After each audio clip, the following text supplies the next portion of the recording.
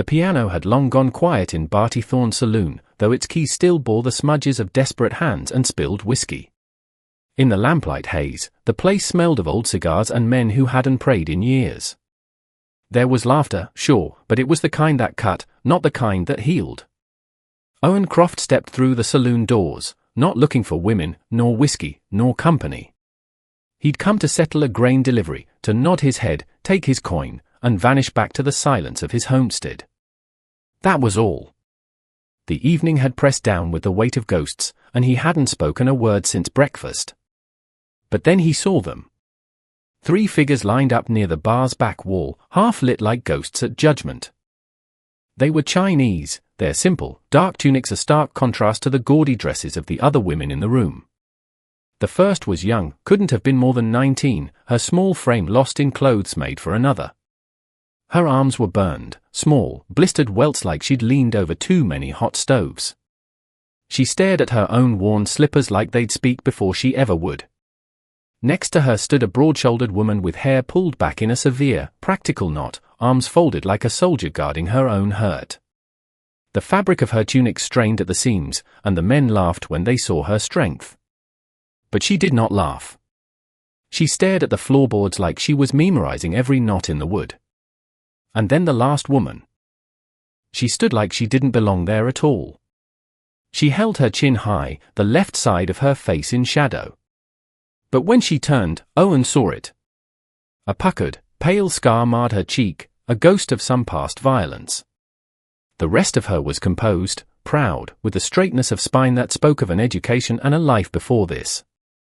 She didn't look away from any man in the room. They were not speaking. They were not smiling.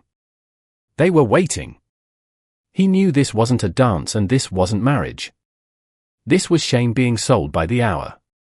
Barty Thorne, the saloon keeper, was wiping a mug with a dirty rag and calling out bids like he was selling cattle. "Who will start us off for this one?" he sneered, gesturing to the youngest. "A bit shy but she'll warm to kindness," someone laughed. Another voice offered half a jug of rye for a night's favor. The crowd roared. Owen didn't move. His boots remained planted in the sawdust. But something in him went cold. A memory rose. His wife Martha before the wasting sickness, before she bled out alone while the doctor took too long. She'd been rejected by 3 suitors before him, told she was too skinny, too plain, too serious. He'd loved her for every one of those reasons. Now, here were 3 women with labels stitched to their backs like crimes, amplified by the foreignness the town feared. The youngest, flinched when a man reached toward her face just to check her teeth as he joked. Owen stepped forward then, silent as fog. He didn't look at the men. He looked only at Thorne and said, calm and low, "I'll take all 3. The laughter paused. Someone coughed. Thorne blinked. "All 3? You drunk already, Croft?" Owen reached inside his coat and laid down a handful of coins. Clean silver. Hard-earned. The kind that didn't make noise when it hit the bar. It just sat there, solid like a promise. "They're not cattle, Barty," he said. "They'll come with me." One of the men, young, red-faced, angry at the silence, spat near Owen's boots.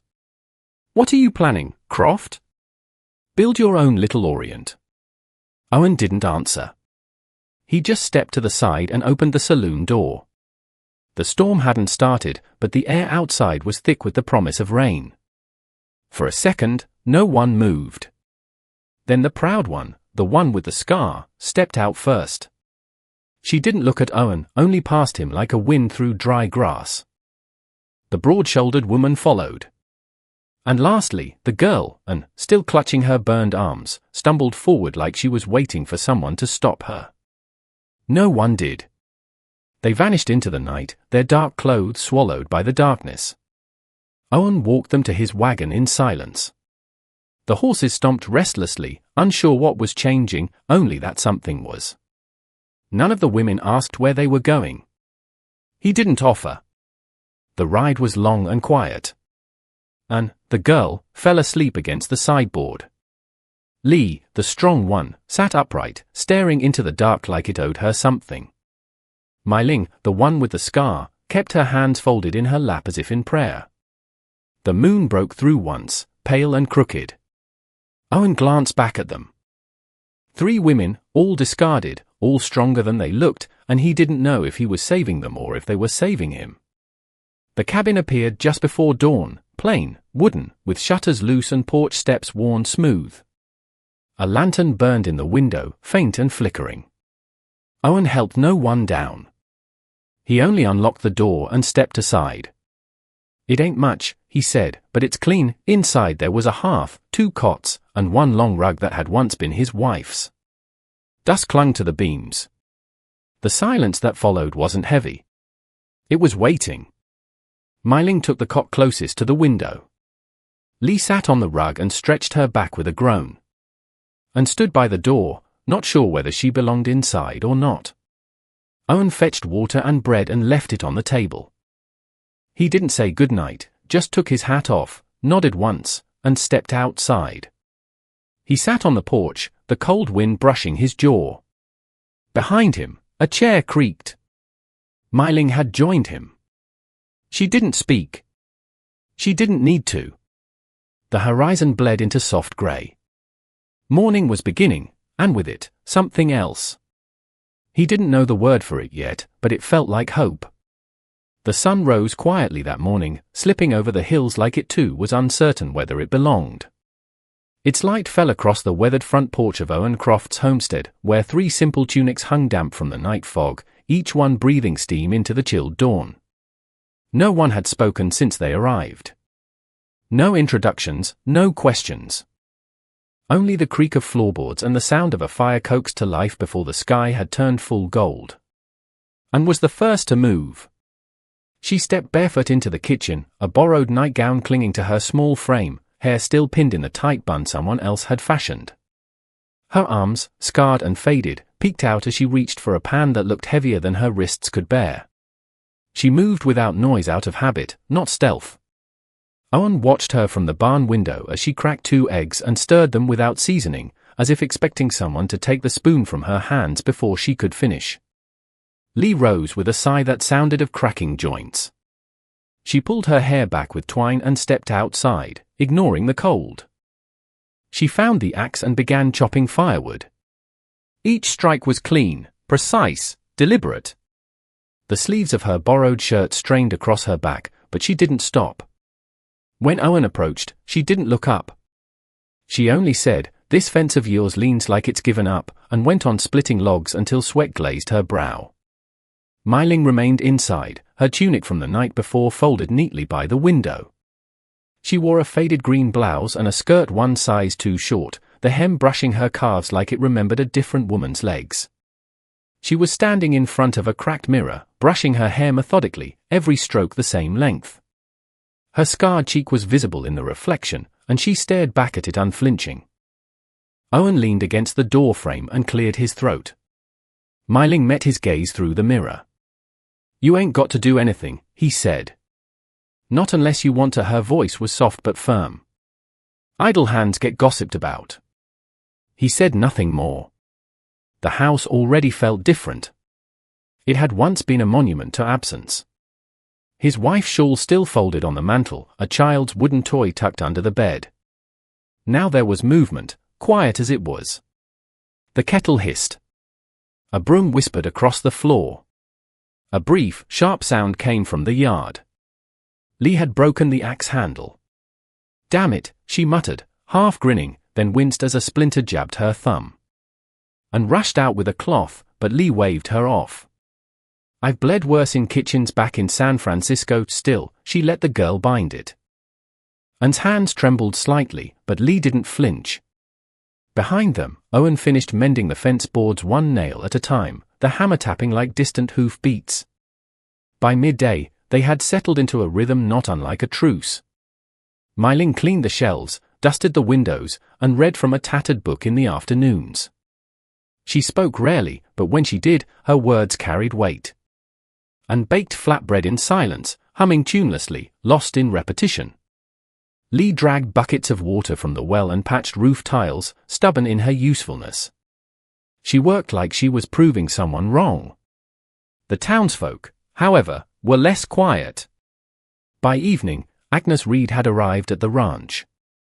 She brought no basket, no excuse, just her wrinkled shawl and a look that had seen too many winters. "You know they're talking," she said to Owen, who stood on the porch oiling a lantern. "Calling you all kinds of fool, saying you bought yourself a stable of foreign mares, one for each sin." Owen didn't look up. "Let them talk." Agnes narrowed her eyes. "You got plans for them girls, Croft?" "I got space," he said simply. They needed it. Agnes studied him for a long moment, then turned her gaze to the figures inside. "Lee's the strong one. Cracked a foreman's jaw once on the railroad line. And's not from here. Some cook's daughter sold to pay a debt, I think. And Myling, she used to be a tutor until some fool's wife threw lie in her face. Called her a heathen for knowing poetry." Owen's jaw twitched. "And yet the town still points at them, not the ones who did it." Agnes snorted. "You think the wind don't carry old sins just because they're quiet? You're either their savior, Owen, or their next mistake." He met her eyes. "I'm not either." That night, Anne placed bread and soup on the table. She didn't sit. Lee brought a chair from the porch and dropped into it with a grunt, nodding once. Myling waited until Owen took the first bite before she lifted her spoon. No one said grace, but there was a stillness in the room that felt like reverence. "Do you plan to marry any of us?" Myling asked suddenly. Owen paused mid-bite. No, and looked down at her lap. "Good," Myling said. "We didn't come here to replace ghosts." "No," he agreed. "You came here to get away from men like Thorne." "That's enough." For a moment, no one moved. Then Lee leaned back in her chair, tilted it on two legs, and said, "Well, long as we know where the lines are, I suppose we'll all sleep easier." Outside, the wind picked up. Owen stepped onto the porch again. Lee followed with a broken piece of fence wood and a carving knife. She sat on the steps and began to whittle without comment. "You don't trust easy," Owen said. Lee snorted. "You do." He looked toward the moon, pale and distant. "Did once," she carved in silence. "Then you think you're saving us. But maybe you're just lonely and I am," he said. "That don't mean I'm wrong." The moon shifted behind a cloud. The cold deepened. "You know," Lee said, voice lower now, "I grew up thinking I'd marry some blacksmith or farmer. Didn't count on being told I was too strong, too stubborn, not like our women should be. They meant it like an insult, but I held onto it like a badge." Owen turned to her. "Maybe you weren't too much. Maybe they were too little." She looked at him then, full on, her eyes catching the lantern light. "Maybe." Inside, and watched from the window, face half-lit, one hand resting against the glass like she was remembering something. Myling was reading again, aloud this time, to no one in particular, her voice soft, steady, full of rhythm. The book was worn, and the page she lingered on mentioned redemption. Later, Owen would sit alone by the fire, listening to the house breathe. He would not yet know their stories, not fully, but he could feel them unfolding like seeds warming in the earth. They weren't his brides. They weren't his burden. They were people, shadows, yes, but not ones he feared.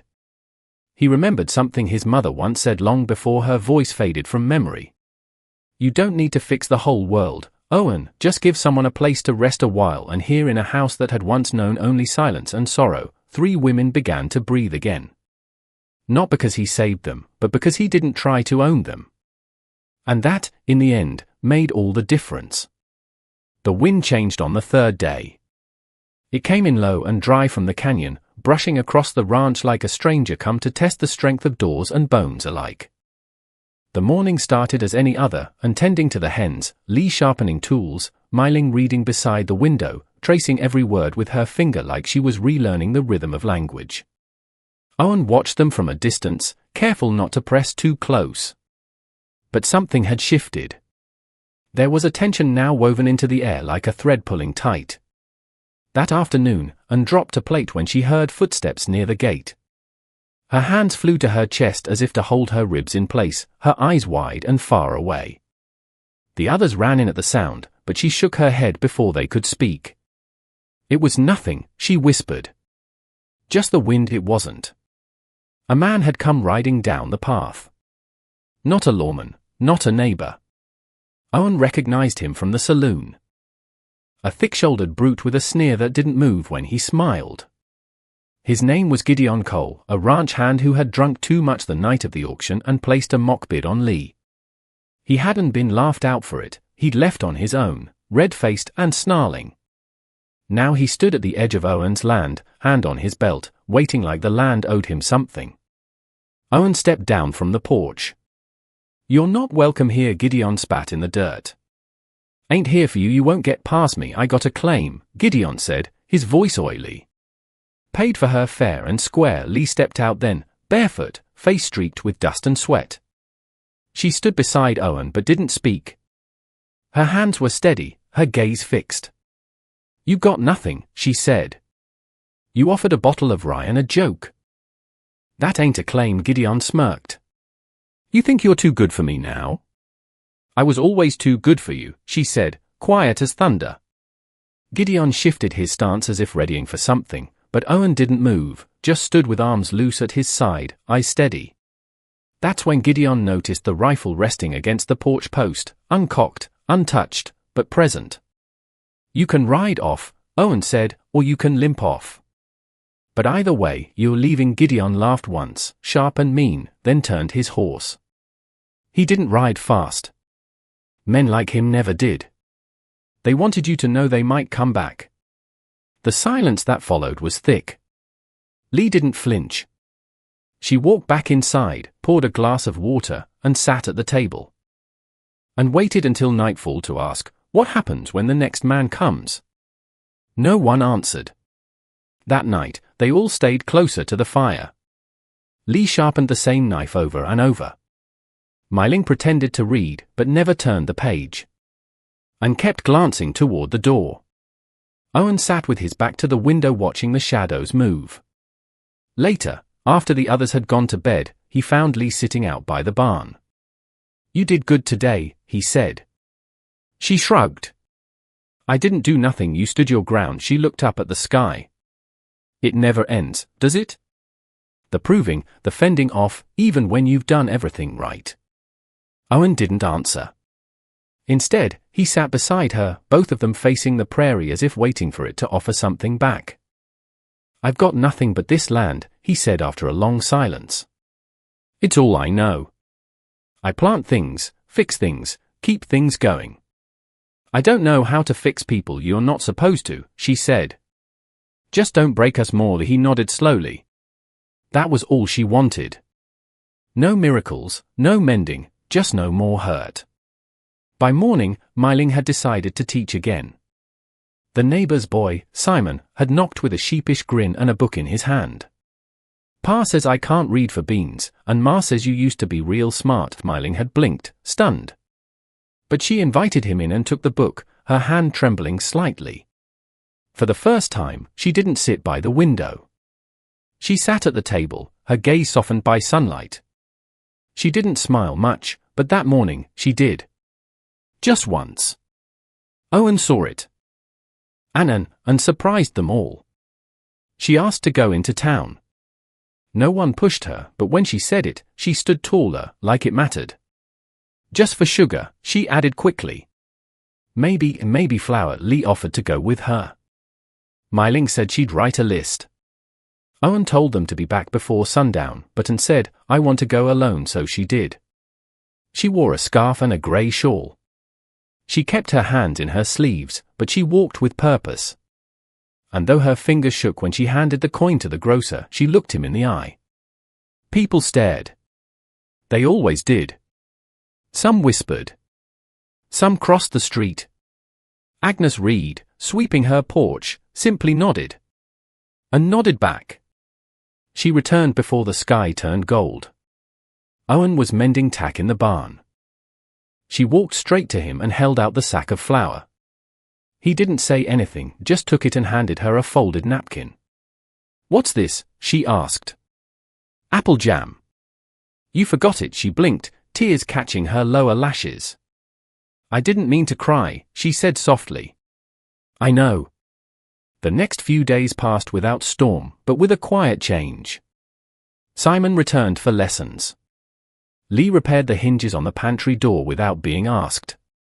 Myling began humming again and planted seeds in a window-sill box.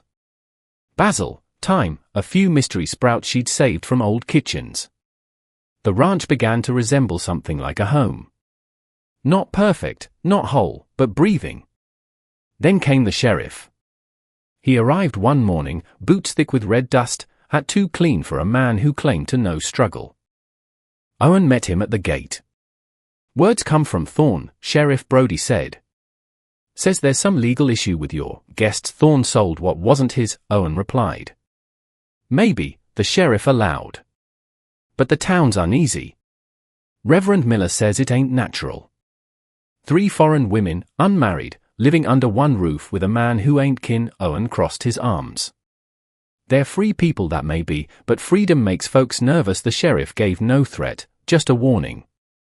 Then he rode off, leaving a trail of suspicion behind him. That evening, Owen told the women. Lee's jaw set. "They think we're his still," Myling nodded. Freedom always looks like danger to small minds and didn't speak.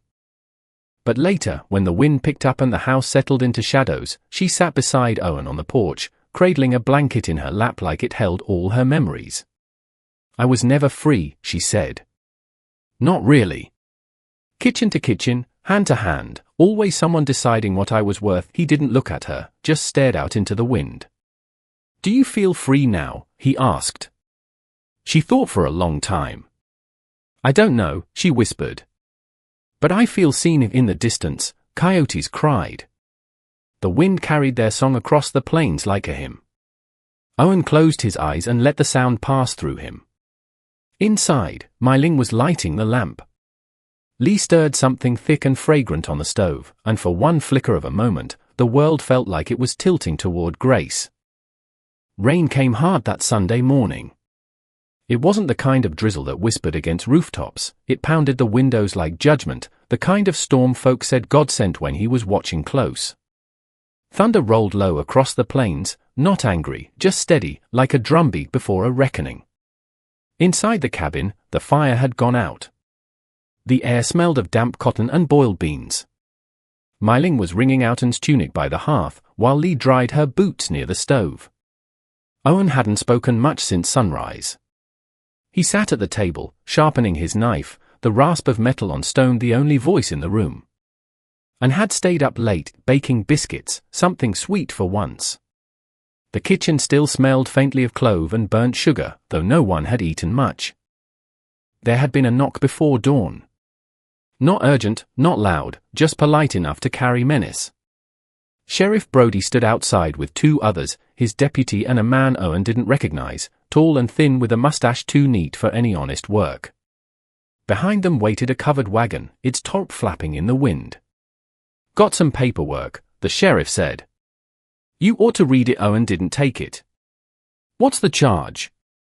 "No charge," the stranger chimed in. "Just a matter of clarification. An ownership dispute. Technically speaking."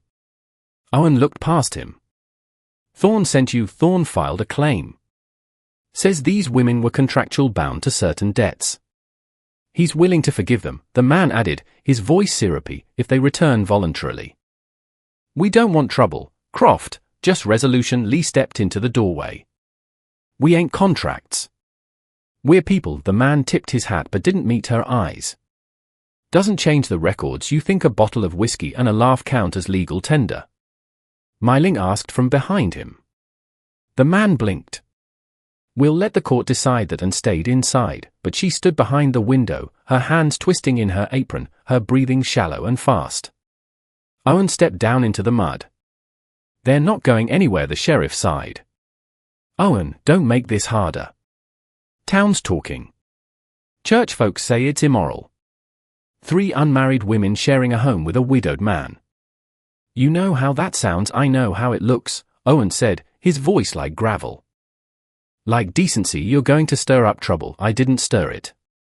I sheltered it." The rain hit harder then, soaking through jackets, through hair, through hope. The sheriff muttered something Owen didn't catch, and the wagon turned without a word. They left the papers on the fence post, weighted with a stone. After they left, Myling read the documents in full.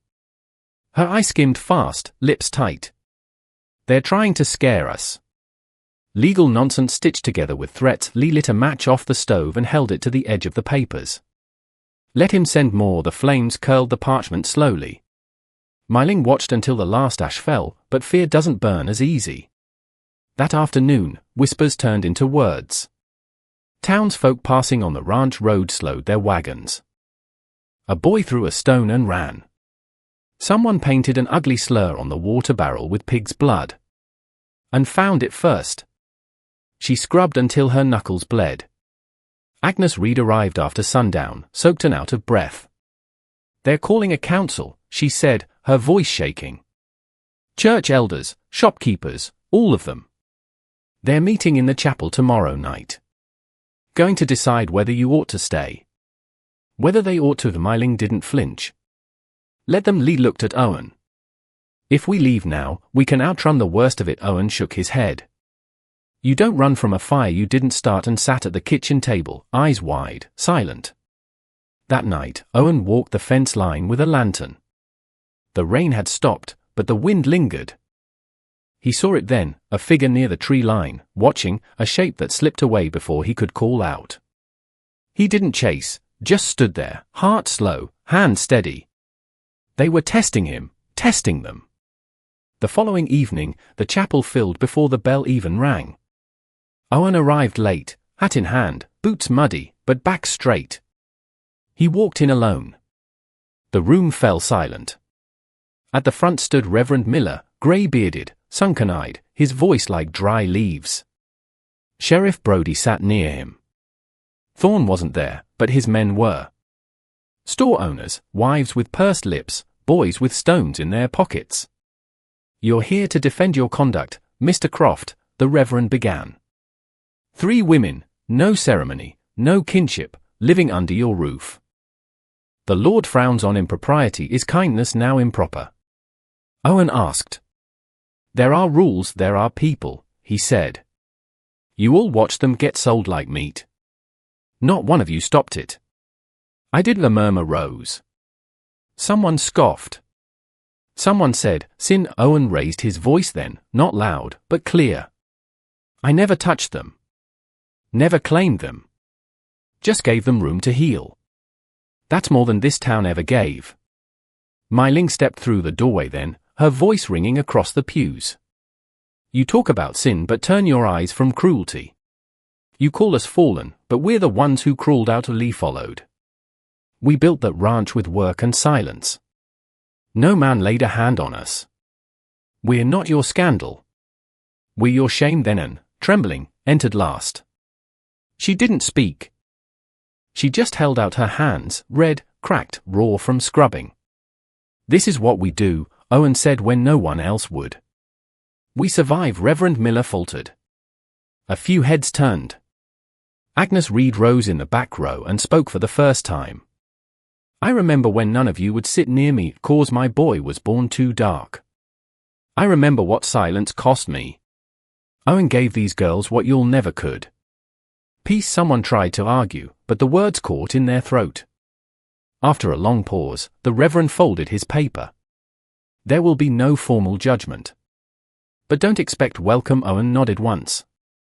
We never asked for it. He walked out. The women followed. No one clapped.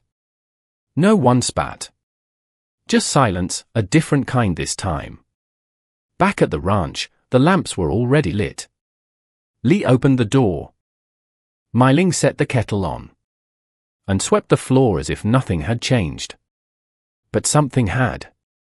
Not everything needed to be declared out loud to be understood. That night, they sat on the porch together. No words, just breath and wind and the steady creak of the swing.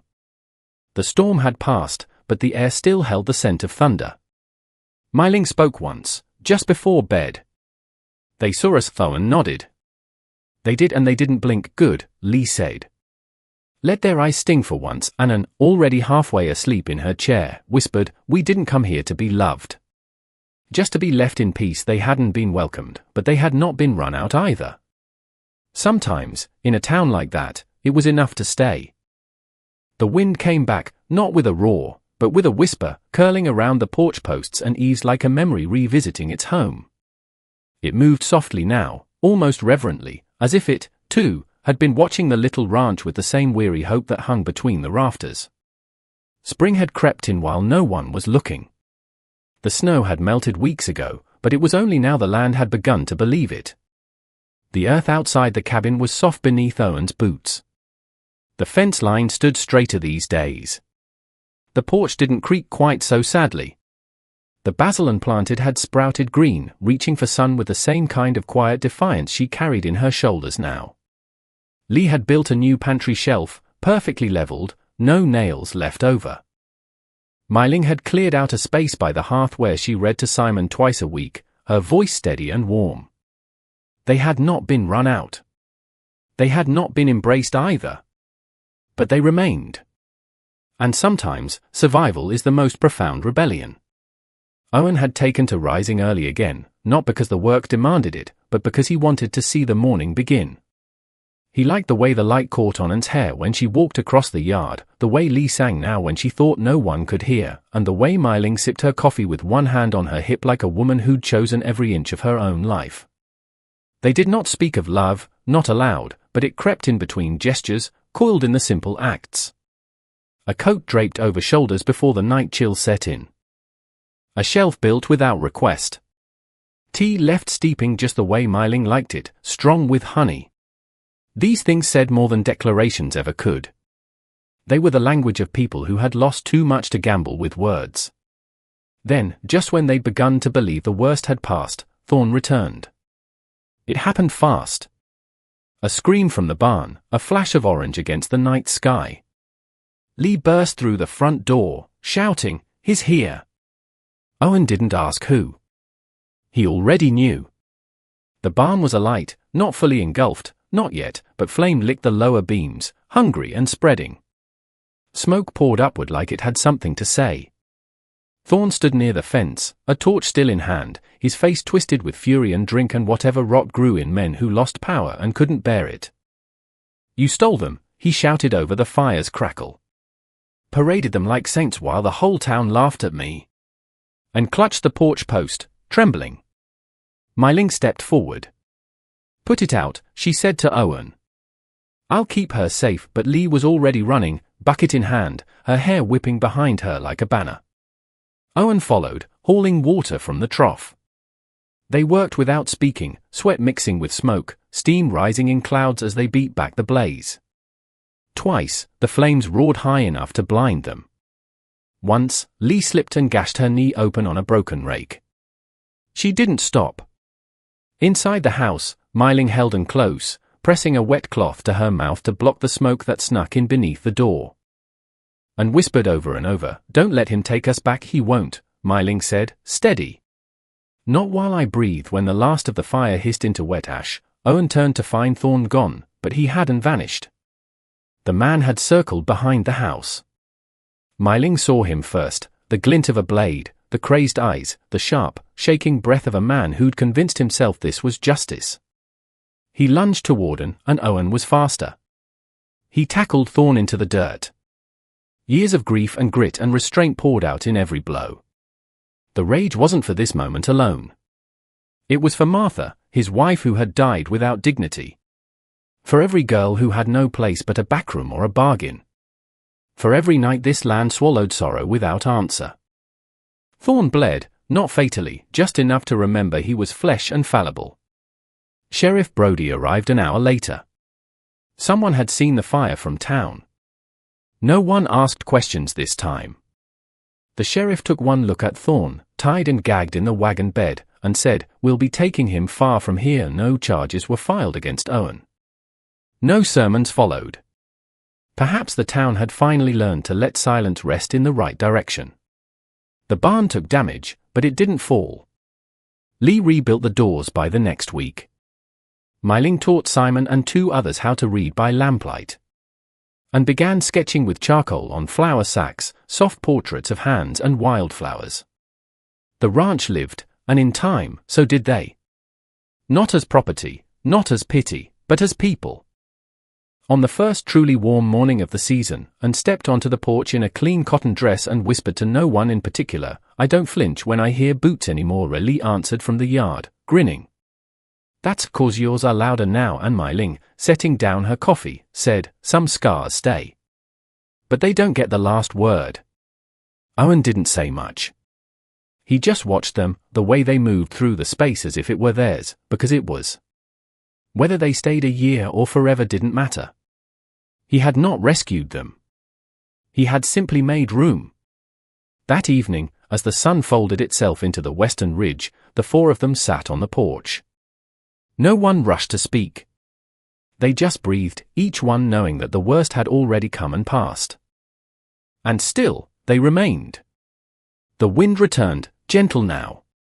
Not a storm, not a warning, just a witness. And if you ever ride past that stretch of prairie and see a porch lit with oil lamps and women laughing over fresh bread, tip your hat and keep riding. Not because you're unwelcome, but because peace doesn't always announce itself. Sometimes it just lives quietly in the places where grace was once made room to grow. That ranch will never be marked on maps. But the wind remembers.